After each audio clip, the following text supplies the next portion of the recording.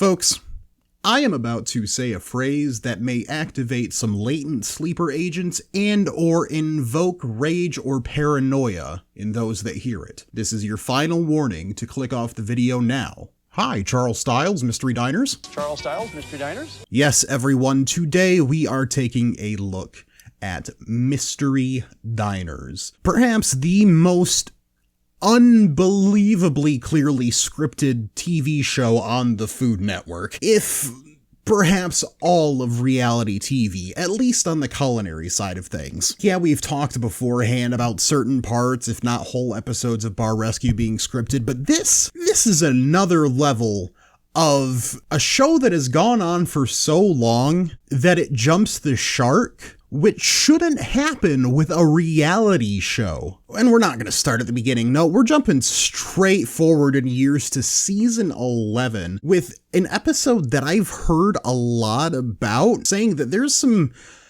pretty out there stuff in this episode, and I, for one, am super interested and intrigued and ready to just jump right into it. But if you don't know what Mystery Diners is, I'll give you a quick little rundown. Essentially, it's kind of like Kitchen Nightmares in a way, where this guy, Charles Styles, rather than Gordon Ramsay, goes into a restaurant to find out what the problems with it are. Why are they not picking up business? Or there might be a very particular issue that the owners have approached him about. And Charles Styles, the least charismatic man I have ever seen on television, because I'm not on TV, so he wins by default. He goes in and he tries to fix the place, or at the very least fire the employees that are stabbing the boss in the back. And a lot of the time, these are minor infractions. Like, say for Kitchen Nightmares, and the restaurant is $1.5 million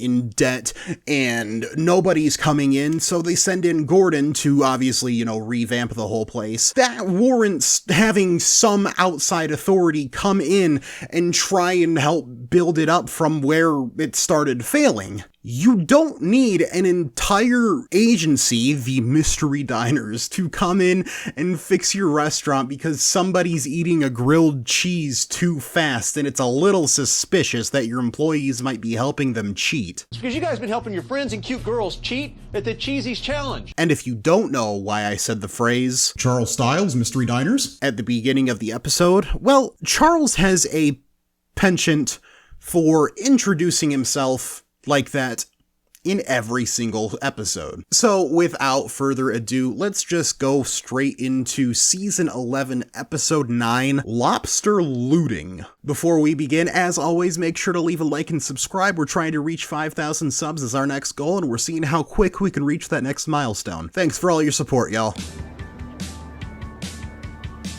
Hey, Charles, come on over here. Hey. How are you? I'm great. Yes, Charles Styles, Mystery Diners. See? I wasn't exaggerating. She waves him down and goes, "Hey, Charles," and he still greets her with Charles Styles, Mystery Diners. So the restaurant Charles is helping out in this episode is the Langosta Lounge, owned by Marilyn and Richard Schlossbach.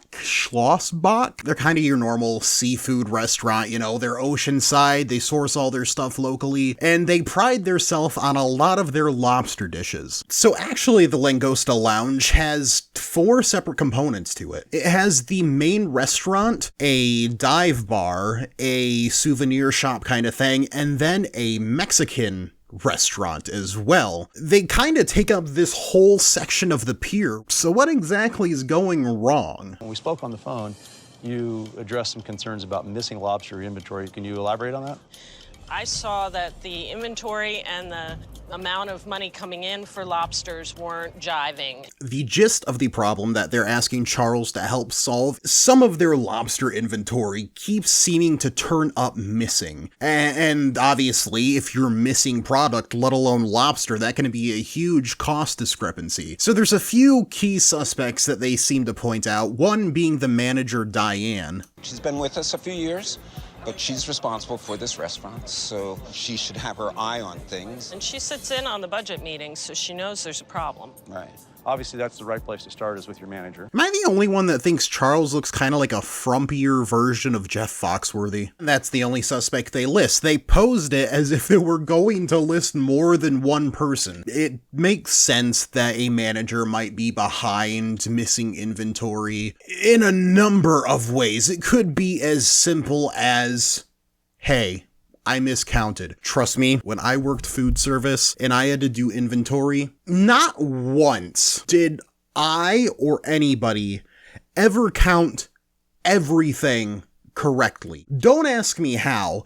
Maybe I'm just dumb and bad at counting. We were always off by at least one or two of something. Charles then continues on to give a basic rundown of what they're going to do and a large majority of how the show works, where they're gonna put in a bunch of security cameras all over the place, hidden cameras, very, very well hidden, and have some mystery diners, aka people that are undercover working for Charles, do things on purpose like try and ask for lobster, try and see if they can like set up a deal to exchange something on the side in order to try and suss out who is behind the missing inventory. On top of that, one of the things that they've started doing in the newer seasons is hiring a private investigator to just straight up stake out the place and see if there's anything else weird going on that the managers and owners haven't noticed yet. If I have somebody staking out my place and they find something else wrong other than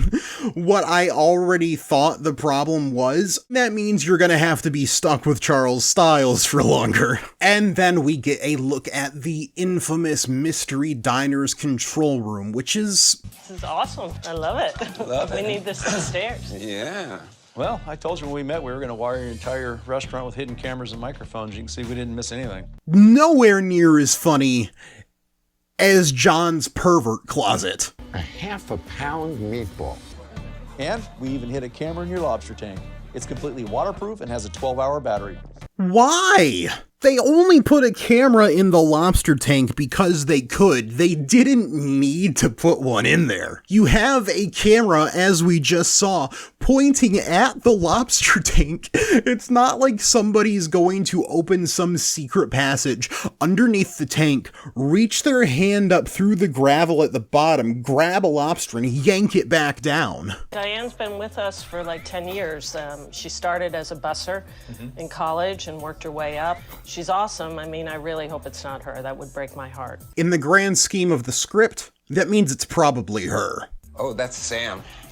Oh, she's great. She's been with us for about a year. Great with people. Really a good server, too. Is there something going on there that you want to clue us in about? Listen to his heavy breathing and the way his voice trembles at the end of his sentence. She's been with us for about a year. Great with people. Really a good server, too. She's a really good surfer, too. Just reenacting that made me give myself the ick. So who's that guy talking to the lobsters? That's Mikey. Really great guy, very bubbly, great with the guests. He's a nice kid. Mikey also likes to post outdated SpongeBob memes in his Discord chats at 4:30 a.m. Dennis, do a little pre-investigative work. Dennis, go ahead and come on down to the control room. It's good to know that all these years later, they still have not improved Charles' PA system. He has to sit up and lean over. Dennis, can you come to the control room for a second, please? Just give the poor guy a headset at this point. His back is probably And one morning, I caught some very unusual activity from one of your servers. We saw an employee leave in the middle of his shift, so we decided to follow him. As you can see here in the video, we're out in the marina. And you recognize the gentleman at the end of the dock? That's a sassy-ass walk, Mikey. He's fucking strutting that catwalk. Yeah, he's a server. Pay close attention here. You'll notice Mikey's in a rental boat, and we're gonna watch him as he heads out to sea. And notice the boat is completely empty. Now his boat is filled with empty lobster traps. It's crazy. It's crazy. He went out into the ocean with an empty boat and came back with lobster traps. It didn't have anything in him, but that's still crazy. Or, you know, he's just lobster catching on the side and today was a bad day. So the next logical question is, Where did these lobster cages come from? No idea. Richard, do you think he's stealing those lobster traps? I hope not. Just because you don't know if he fishes or not doesn't mean that he doesn't do it. There's a lot of stuff that people don't know that I do, but that they don't assume that I don't do it because I don't explicitly say it. Do you think he stole the boat to go out and get the cages too? Think! Well, the fact that you have a discrepancy in your lobsters and Mikey's out there with these cages, I mean, they may or may not be connected, but I think it warrants further investigation. Oh, definitely. Well, Dennis, great work as always. Do me a favor and be on standby just in case we need you. Dennis, do me a favor and be on standby just in case we need to stalk any more teenagers. So after the PI leaves, the lobster shipment comes in, and we find out that it seems like Diane has placed her own separate order with the company that they get their lobsters from. What, is the lady not allowed to order her own groceries? It's kind of weird for her to order her own lobster or whatever that's being supplied to her, but it's not illegal to use the same distributor as your employer. If your manager's abusing her position, then that's definitely related to your problem. So we take a look at the servers. Sam does nothing wrong. She even helps promote the other businesses that the owners run, like Lightly Salted, the merch shop next door. But it seems like Mikey's telling customers that there's not a lobster available that day, despite the fact that they just got a shipment in. Megan, I want you to go over and strike up a conversation with Mikey and get his views on lobsters. See what I'm talking about poor Charles's back? Could they not at least get him a longer mic stand? So it seems like Mikey is discouraging the sale of lobsters because he feels like they are over-harvesting the lobster population. The owners said multiple times throughout the episode that they work with this specific company because they care about ocean environment sustainability. So I don't see how it's over-harvesting if you're being conscious about making sure that the population is still stable. Did nobody disclose this information to Mikey? All right. We are killing off an entire population of lobsters. All the lobster catchers are over-harvesting the ocean. You know they scream when they get boiled? They scream. It's been a long time, but I get to be the actually guy again. Lobsters scream when they're boiled because it is the air releasing from inside their exoskeleton. Lobsters, as all crustaceans, do not have a voice box or lungs to produce sound. So no, they do not scream when you boil them. That is simply your consciousness associating the sound of steam leaking out of the carapace with the torturing of a soul. Charles does make a good point, though, while they're doing surveillance. If Mikey is recommending other dishes rather than lobster to the customers, he probably isn't responsible for the missing inventory. And of course, this activism thing, now that I'm thinking about it, is probably going to tie back to the fact that he, as they called it, stole those lobster harvesting cages. You've been doing this for 11 seasons, folks. Work on your storytelling. Is that normal? It should be promoting bathing suits tableside? No, and those aren't even our bathing suits. But they are in a lightly salted bag.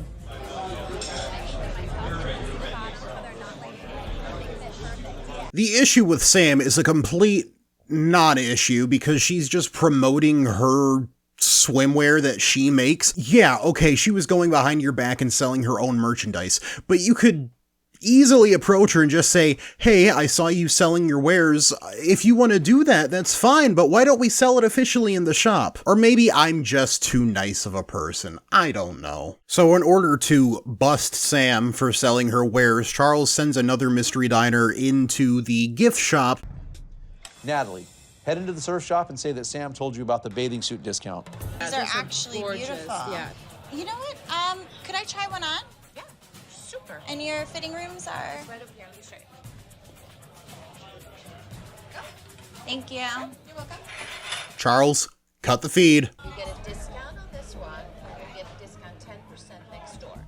Natalie, go ahead and purchase that bathing suit. I want to see how the transaction's handled. Natalie, go ahead and purchase that bathing suit. I want to see you wear it out. What's Mikey doing back over here at the lobster tank? Wait a second, he's got a backpack and tongs. That's so bizarre. Wait a minute, he's got a backpack and tongs. That's so bizarre. What could he possibly be doing to that lobster tank as he puts the tongs in the lobster tank? Golly. You couldn't find a better container to put the lobsters in. The second that backpack is empty, I would toss it out. That's going to be disgusting. Now that they busted everybody in the restaurant, except for Diane, which I still don't really think is an issue, they're going to gather them all up and have the big reveal so Charles can yell at them all and have them all be fired, probably. We're gonna go down here. We're gonna go down here, come on. If I saw my bosses rounding up all my fellow employees and taking me into a pit underneath the restaurant, I would probably just say, you know what? Yeah. I screwed up. I quit. Guys, come on in.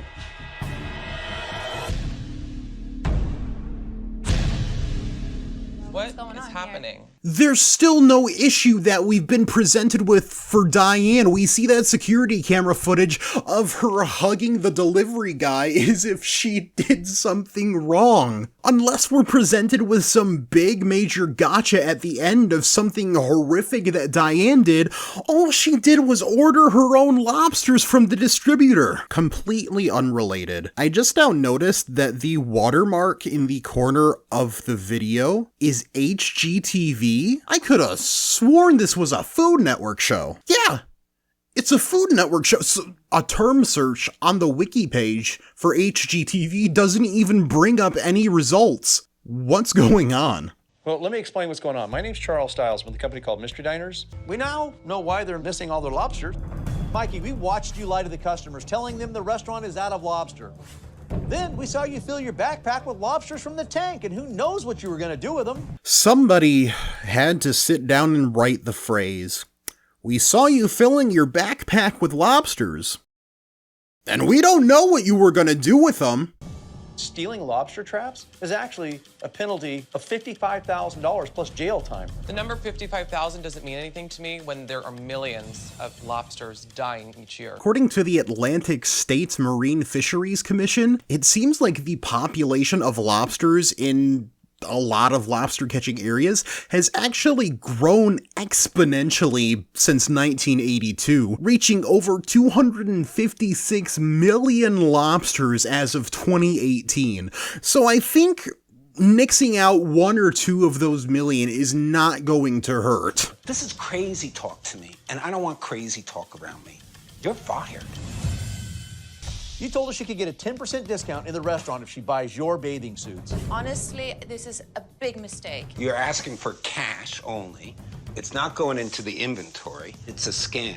Not a scam. I guess technically you'd be scamming the restaurant out of profit if you're offering them a discount that they're not aware of. Selling your own wares isn't a scam just because you're taking cash only. There's really not a reason to fire either of them. Yeah, reprimand them, discipline them. Again, maybe I'm too nice of a person. I promise. I'll show you the receipt from Joe. There was no shady business. Oh no. Guys, take a look at this.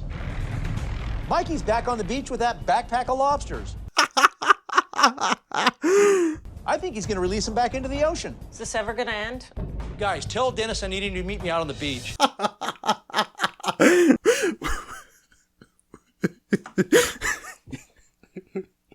Mikey's running to the beach with that bag of lobsters.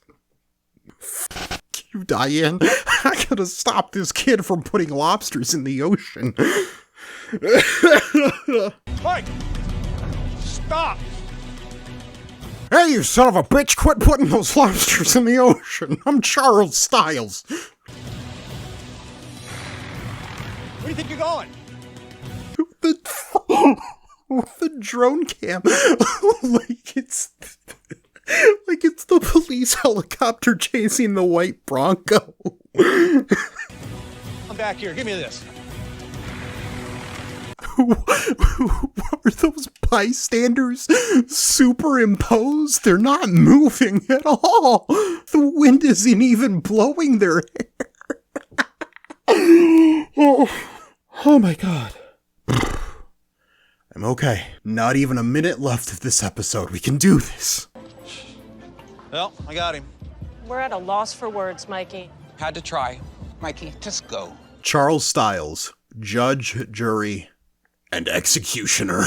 And that, folks, is where we're going to end for today. If you liked the video, make sure to leave a like and subscribe. Leave a comment down below if you have any other episodes of Mystery Diners, or any weird YouTube videos, TV shows, movies, anything you think is funny or interesting that you want me to take a look at. Huge shout out, as always, to all my Patreon supporters. The May poll of the month will be going up later next week, and if you want to vote in that, you can sign up now for the $5 sous chef tier to more directly influence what we cover here on the channel. As always, thanks y'all for supporting and sticking around, and I hope to see y'all in the next one. See ya!